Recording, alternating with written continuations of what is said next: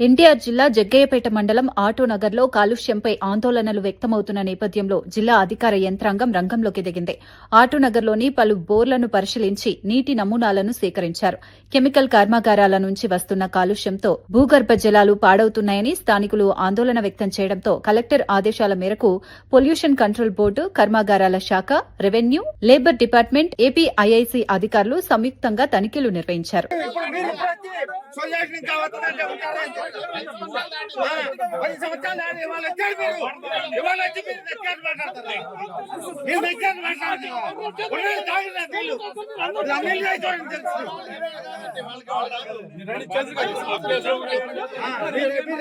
చెప్పను నేనే లిఖితపూర్వకంగా ఎవరైతే కంప్లైంట్ ఉన్నారో పాయింట్